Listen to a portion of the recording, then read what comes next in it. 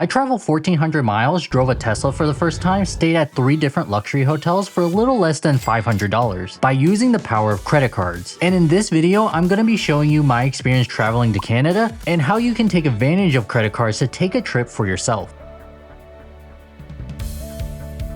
So we started by getting up around 5 a.m. to get ready, and at 7:21 a.m. we ordered an Uber to Hertz, and technically not paying a dime, because using the Uber credit from my Amex Platinum and Gold card, I get a $25 Uber credit to use every month, or this trip would have costed me $15.89 along with a $5 tip. And that price is including the free Uber One membership I get with my Saver One card, which gets me an extra 10% off my Uber booking. Finally though, the Uber showed up around 7:41 a.m. and we arrived at Hertz at 7:56, 4 minutes before Hertz actually opened. However, it was fine, we didn't wait too long because the employees did let us in, instead of letting us freeze outside. And they didn't seem too bothered by us being there a little bit early. They seemed a little happy to get us out of the way. I handed over my ID and credit card, which I prepaid online, so I got the best price of $214.05 for 4.5 days. I did end up paying extra for the liability insurance supplement, which was $94.25. Kinda a ripoff, but I don't have my own car insurance, so might as well be safe since this is my first time driving a Tesla. However, I didn't pay for the lost damage waiver or the collision damage waiver because that was covered and cheaper using my credit card's benefits. After about 10 minutes, we were given a black short range Model 3 Tesla and away we went. I will tell you, driving a Tesla for the first time is something to get used to, especially when you forget to set up the mirrors like me. So keep that in mind if you ever decide to rent or drive a Tesla for the first time. Finally though, we made it back to our apartment at 8:34 a.m. and loaded up our luggage and everything we planned to take with us to our trip to Canada. I tried to use the frunk or front trunk to put the Way Daily carry-on in, but unfortunately it didn't fit. But now it's time to hit the road, with the first stop on our road trip, Beaver Creek, Ohio, about 2.5 hours away. I thought I could make it to Columbus, Ohio, but for range sake, it was recommended we should stop at Beaver Creek, near Dayton, Ohio for all you that don't know. Because stopping in Beaver Creek, we would only have about 20% battery left, not enough to make it to Columbus. Even with the Tesla charged at 100% battery when I left Hertz. Especially didn't want to take the chance of going further since of course we hit traffic on the Cincinnati Bridge. Honestly, I've never seen this bridge without traffic. However, with the Tesla and the autopilot system, it wasn't a big deal. But actually I didn't mind the stop. The Tesla charger was located near Myers, which is basically like a Target or Walmart for some of you all that never seen one. And I needed to use the bathroom anyways, and by the time I walked back to the Tesla, it was already charged to 70%. It was maybe only about 15 minutes. So honestly, it's about the same amount of time to stop if it was a gas car anyways. And we were off again, with our next destination, lunch. We didn't want to waste time and stop at a sit-down restaurant, but we did want to make sure we had snacks on the road so we wouldn't be hungry. So we stopped at our favorite bakery in Columbus, Bell's Bread. It's located in the Japanese marketplace near central Columbus, and as the name suggests, they sell bread. Specifically Japanese style bread, which is usually soft and like a pastry. We also picked up some sandwiches too, but unfortunately we couldn't spend too much time in the Japanese marketplace because we had to find a Tesla charger. We still had a bit of battery. It was only an hour drive from Beaver Creek to Columbus, but it wasn't enough from Columbus to Cleveland, which will be our next stop. So while we eat our lunch, we were going to multitask and charge at the same time. But before we went to the Tesla supercharger, we wanted to stop at Chase because my wife had a feeling we might need cash for the toll roads. She just wanted to be extra cautious. And let me tell you, I am so glad she made us stop to get cash. Or we would have been stuck at the Canadian border, but I'll talk about that more when we get there. We are still quite a ways from actually reaching the Canadian border. The Tesla supercharger we stopped at after our trip to Chase was the charger at Polaris, since it was the closest to the main highway, I-71. So we didn't need to detour too much from our trip. It was currently 1:42 p.m. Sorta later than what I was hoping, but physically it didn't feel like we traveled too far. The Tesla car seats are some of the most comfortable seats I've sat in. Makes the trip not feel as dreadful. And we needed to charge for 20 minutes to be able to make it to the next supercharger in Macedonia or Cleveland, for you all who don't know. While we were waiting at the charger though, my wife had her sandwich and I was going to have mine, but after I got done adjusting and getting some stuff out from the trunk, it was already time to leave. I did have a curry donut with a boiled egg before we left though. Of course, everything at Bell's was still as good as we remembered it to be. Now it's time to make our way to the next stop, Macedonia, Ohio. And this stop was strictly to charge. However, crazy thing, when we showed up to the Macedonia superchargers, there was no chargers available. There were 6 chargers in total and every single one was occupied with a line of Teslas waiting for a free spot. At this point, we were a little bit anxious because we only had about 10% charge left. Fortunately, there was another supercharger supercharger station in Twinsburg, Ohio, which was no more than 10 minutes away. So I wasn't too worried. My wife, on the other hand, was freaking out and trying to Google how AAA will bring us electricity if we run out of charge. We did make it though. The superchargers were located on the side of a Sheetz gas station, so it was a nice stop to throw away trash and use the bathrooms. Onward to the next stop, Erie, Pennsylvania, which was also a charging stop and was located in a Hilton Garden Inn's parking lot. And pro tip, most hotels don't mind if you use their bathrooms on the lobby level, which I should have taken advantage of because only about 30 minutes after charging at Erie, I had to stop at a rest stop, which I didn't want to do because it eats away at driving time. But hopefully you can learn from me. And finally, at 8:46 p.m., we arrived at the Canadian border. I had footage of us at the Canadian border, but for some reason, I can't find it. So I'll do my best to describe it. There was a long line as always when entering a border crossing, but it wasn't bad. Didn't take more than 10ish minutes, I believe. There is a Nexus lane on the Peace Bridge. However, all we had was our global entry ID cards, which doesn't work going into Canada, but for sure works coming back. When it was our turn, we drove up to the booth, handed over our passports, then answered a couple simple questions. Why are you visiting Canada? Personal vacation. How long do you plan on staying in Canada?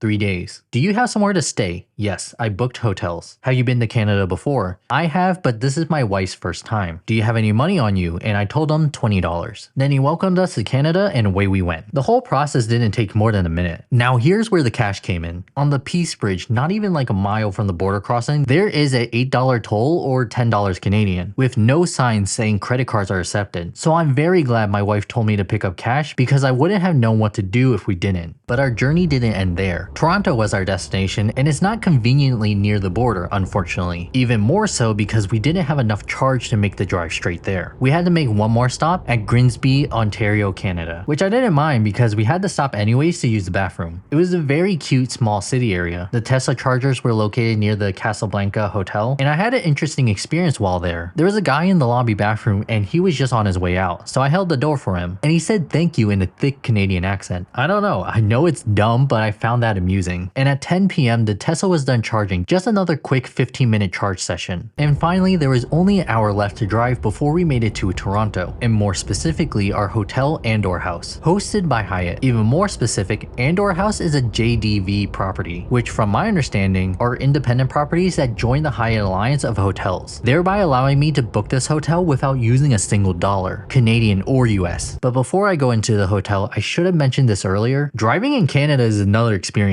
I don't know if speeding isn't as enforced as it is in the States or what, but during my entire road trip in Canada, the speed limit was 100 kilometers per hour, about 62 miles per hour. I swear, some people were driving 20 miles per hour under the speed limit and some people were driving twice the speed limit, like 120 miles per hour, while weaving in and out in traffic. It was insane to me, especially at night. But finally, at 11:10 p.m., we made it to Toronto. We parked the Tesla across the street at the Charles Hayden Garage, which wasn't a bad place to park in downtown Toronto. It was $16 Canadian or about $12 US to park there for a day and a half, compared to Andor House's parking, which I believe was $34 Canadian per day, so double the price from doing it yourself, and is literally across the street. After we gathered up our belongings we wanted to take into the hotel, it was 11:16 p.m. by the time we reached the lobby. And let me tell you, the lobby and restaurant they had down there was very nice. Kinda a small lobby area, but it didn't really bother me. I told the front desk I was checking in, gave them a credit card for incidentals, and my ID to confirm it was my reservation. I also asked if an upgrade was available, and the best they told me they can do is give me a higher floor, which is good enough for me. I just like to ask because there have been some times by me just asking if there was an upgrade available. I've been upgraded to a suite at other hotels I've stayed at, so definitely doesn't hurt to ask. They also offered us free bottles of box water. They gave us 4 bottles, which was a surprise because famously most hotels make you pay for bottles of water, especially for the quote-unquote expensive waters. Then my wife asked what time is checkout, and they offered to extend it to 12 noon, which was nice with the normal checkout being at 11. And us arriving so late, that extra hour was helpful. Then we got our key card and headed up to the room 512. We both just took a quick shower and headed to bed. And that was the end of day 1 of our Canada trip. Day 2 of being in this foreign land we call Canada.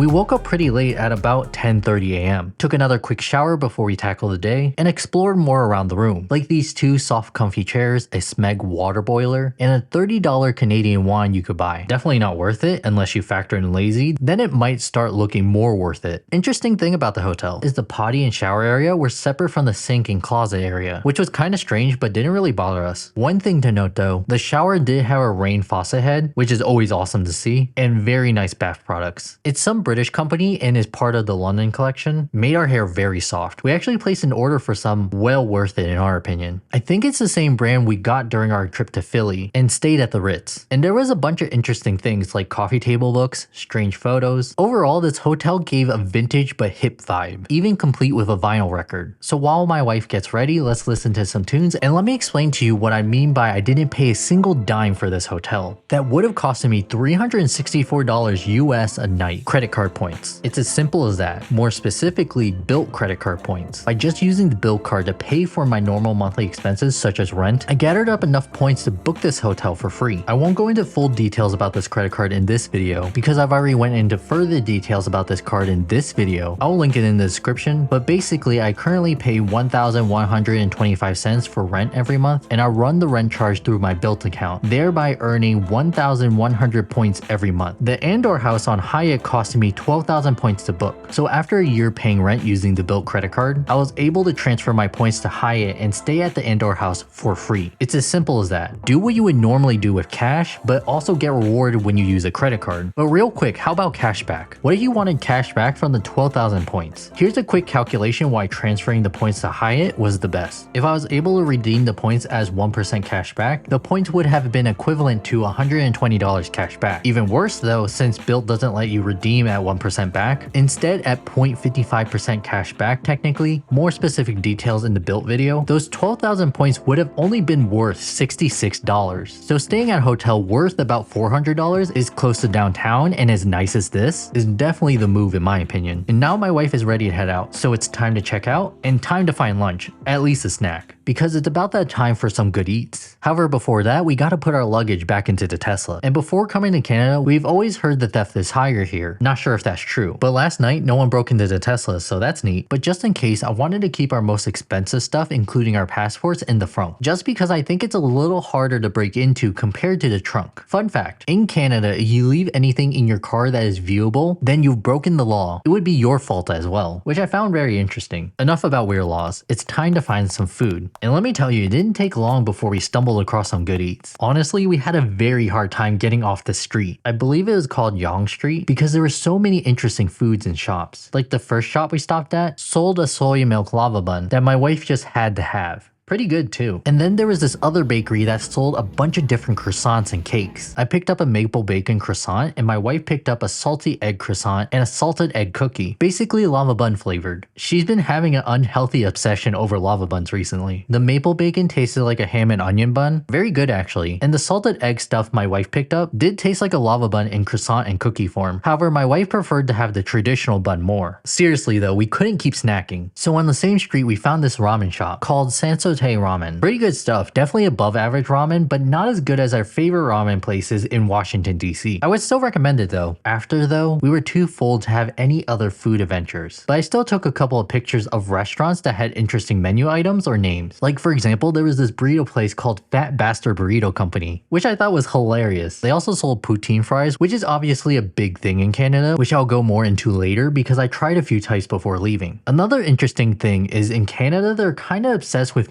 Nashville flavoring. Oh yeah, Canadians are also in love with AW. You know, the root beer restaurant? They're on every corner. Alright, that's enough about food for right now. Next, what caught my wife's eye are there were a bunch of cute local Asian beauty shops. She didn't have access back in Lexington, Kentucky, and they were fairly priced. So she loaded up on a bunch of skincare, makeup, and stuff like that. Would rather pick it up here than pay more at some of the shops in America. Might as well save some money. After that, we also checked out this bookstore. Pretty neat. Kinda small though, but we had to stop. Our goal today was to go to the big mall in the center of Toronto, with a Uniqlo inside. We've only ventured about a 5-minute walking distance from our hotel. Can you believe that? Everything I showed you is within a 5-minute walking radius of the Andor house. Pretty insane. Oh, in case you were wondering, the cell phone plan I have is Visible Plus. Costs $45 a month per line, which offers services in Canada included in the plan. But instead of the cell phone provider being shown as Visible or Verizon, we were connected to TELUS 5G in Canada, which I found interesting. Oh, and also we got 2 gigabytes of premium fast cell phone data per day. After that, we still had data, but it was so slow. Almost felt like there was no data. So definitely check your cell phone plan before heading to Canada. Alright, focus. But before we went to the mall, we stopped again because my wife wanted some coffee because she's not an addict and she can quit anytime she wants. Check out this line to Kung Fu Tea, like what? Also these neat buildings. Toronto has some of the coolest looking skyscrapers I've seen. Cool historic buildings too. Oh, one thing we've noticed when walking through Toronto, it was pretty quiet for a big city. Kinda strange because we were used to the sounds of a city like New York City, cars honking, people yelling. None of that in Toronto. Plus the city was strangely clean for its size. Another thing, people didn't jaywalk.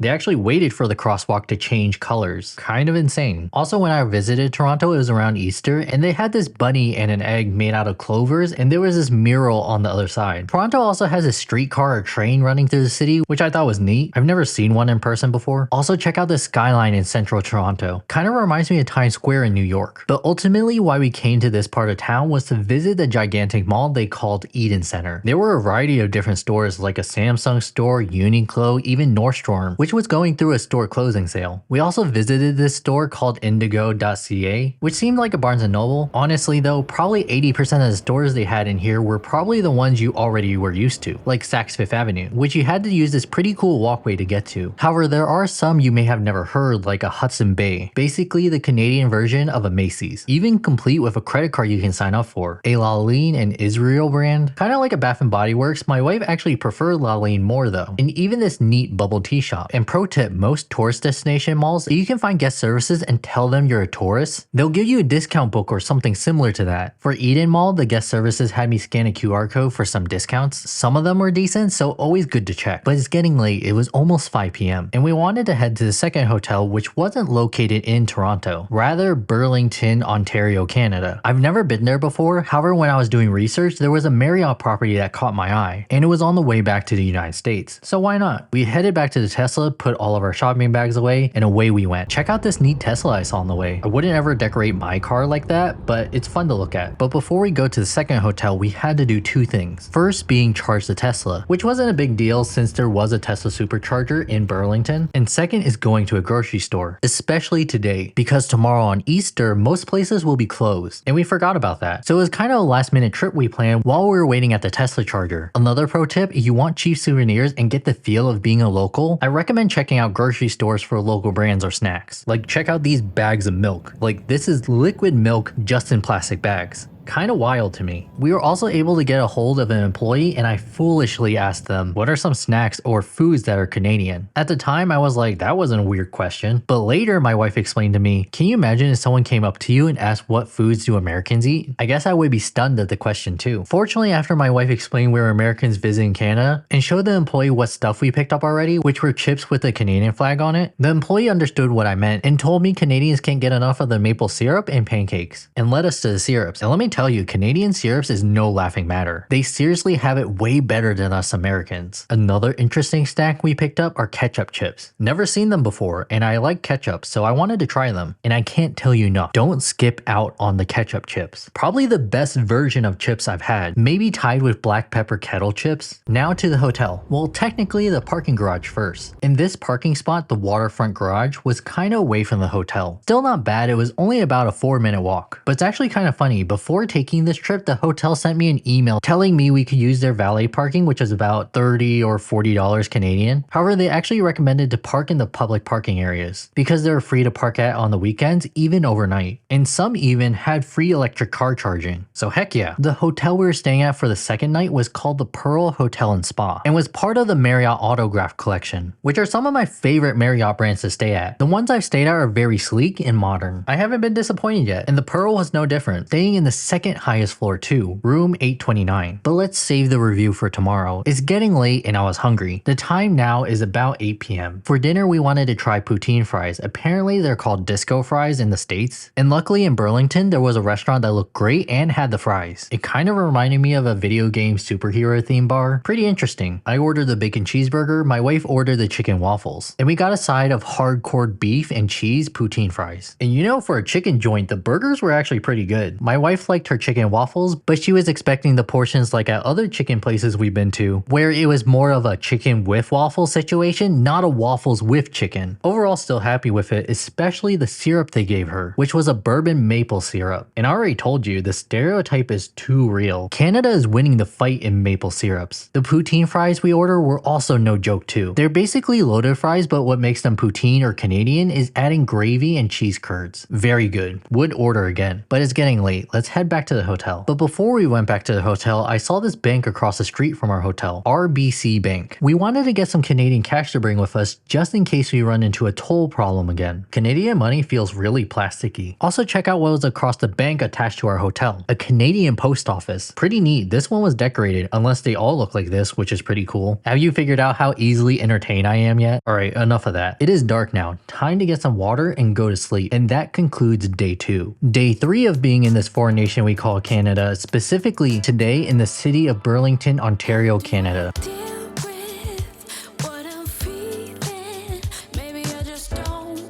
Now today we made a huge mistake. I guess our tiredness caught up with us. We woke up at 11:30 a.m. Last night we even asked for extension to move our checkout time from 11 a.m. to 12 p.m. No way we can get ready fast enough to leave by 12 p.m. However, was I worried? Nope. Thankfully, a benefit of my American Express Platinum card is getting the Marriott Gold status for free. And a benefit of Gold status is to ask for a late checkout of 2 p.m., which was granted to me. So after I showered in this massive shower room the size of a New York City apartment, complete with neat products and a rain shower head, I've gotta tell you about this hotel. Alright, first, you see all this stuff? A bag of fancy chips, teas, Nespresso pods, even the sparkling water and bottle of water, all free. I had to call the front desk because I wasn't sure if it was one of those scammy snack bar situations. I'm not paying $30 for the fancy tortilla chips. I asked what is complimentary, and before I even finished the last syllable of that word, the front desk said everything. Like, what, seriously? Even the sparkling water and chips? Alright then, into my luggage you go. Well, the chips made it. My wife drank both the sparkling waters, a lemon flavored and an orange flavored. Oh, also this is the second time we noticed. At the Andor house, they had a Smeg water boiler and tea bags. The Pearl also had a water boiler and tea bags. Kind of a culture shock because in America, they only provide a coffee machine of some sort. So very interesting. I really wanted to know if this is a norm or just the hotels we stayed at. The room we stayed at had very soft robes. We were seriously considered taking, but chickened out last minute. Neat photos, a gigantic mirror with lighting behind it. Oh, also check this out. Celsius to the proper measurement, Fahrenheit. And another mirror in the bathroom between the shower room and potty room. There was also this giant one-seater couch, which was pretty nice, next to this marble side table. There was also this nice marble workspace with a work pad, pen, postcards, and a letter, which I took everything but the work pad and letter. There were actually 2 pens, and yes, I took both of them along with the notepad sitting next to the phone. Hey, gotta always take the free pen when you get the chance. I can never find mine. Also, you notice the pens have this wooden shell to it. It's kind of the theme of the hotel because the key card was also made out of wood, which I also considered asking the front desk if I could keep, but nah, maybe next time. Also, in my opinion, the main feature of this room was this tablet thing. You could set alarms, see what the weather is, listen to music, even contact guest services all from this tablet. I've gotta say, that's pretty awesome. But here's the answer to the question you've been wanting answered. How did I stay in this nice hotel for nothing? Actually, very simple. I signed up for the Marriott loyalty program, and over time staying at Marriott properties, I've saved up enough points to book this hotel, which costed me 27,000 points. Compared to if I was going to book this hotel using cash, it would have costed me about $650 US.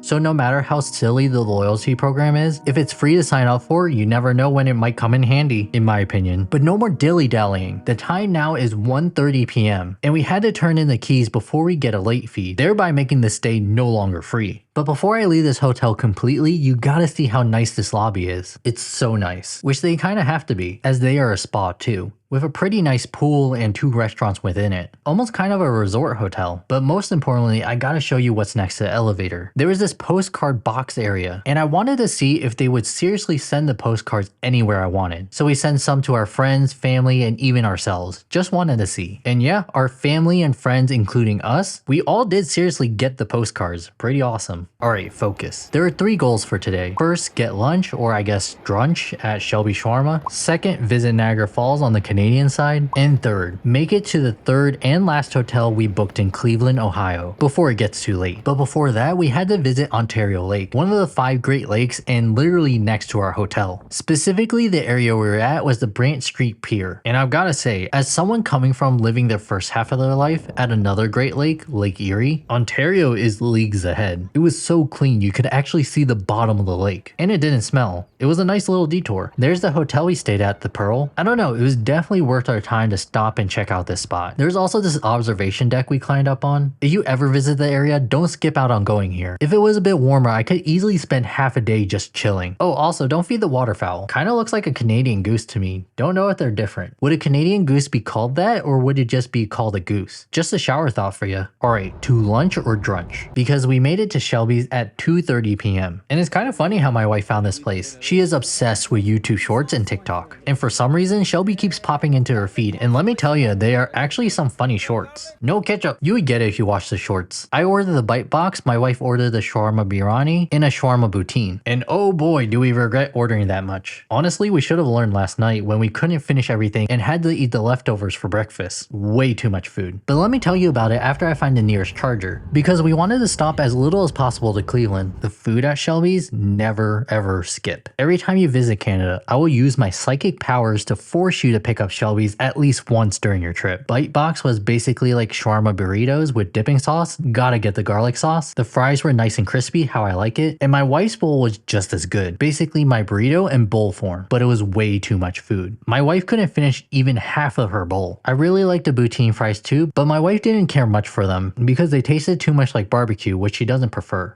More for me. After this meal, we didn't eat anything for the rest of the day. Oh, also there was this Popeyes vitamin shop. And actually, I've seen this all over Canada. Kind of weird. Okay, the Tesla is now charged to 100%. Time to go to our next stop, Niagara Falls. And it was kind of disappointing. I don't know, the area was neat and the falls were nice to look at. Oh, and also I picked up some mango juice back at Shelby's. But maybe it's just us. Tourist areas don't really make us happy. People leaving trash everywhere, everyone walking in giant huddled groups, constant posing for photos, the shops are overpriced. I think we would have much rather spend an extra hour at Lake Ontario. We didn't spend more than 30 minutes at Niagara Falls. Honestly, most of the time was probably spent at Starbucks picking up those Been There series cups. Because we forgot to pick one up till now. And I'm pretty sure these cups were also overpriced. Usually they cost $12 US, but at the Starbucks near Niagara Falls, they were $25 US. Nope, not into it. At least it was only like 10 minutes away from the US border. And at this crossing, we did use our global entry card. And the US Customs and Border Patrol officer only asked us one question. Do you have anything to declare?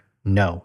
Okay, and handed back our passports and global entry cards. The power of global entry, folks. Currently, the time was 6:23 p.m. and the drive from the Canadian border to the Cleveland hotel was 3 hours and a half, with one stop at Erie, Pennsylvania, the exact same stop we made on our way to Canada, the one behind the Hilton Garden Inn. But at 10:32 p.m., we finally made it to the AC Hotel in Beechwood, Ohio, grabbed our stuff we needed for the night, and headed up to the lobby. And I don't know what was up with the front desk at this hotel. We had to wait a couple minutes before anyone even showed up, and when the guy did show up, he did everything but basically throw the room key at us. I know it was late, but seriously, come on. At least Marriott already upgraded us in their system to the highest level floor in this hotel, room 508. Just gonna shower and call it for day 3 of our little road trip. Day 4, now on our way back from Canada, currently stopped at the AC Hotel in Cleveland.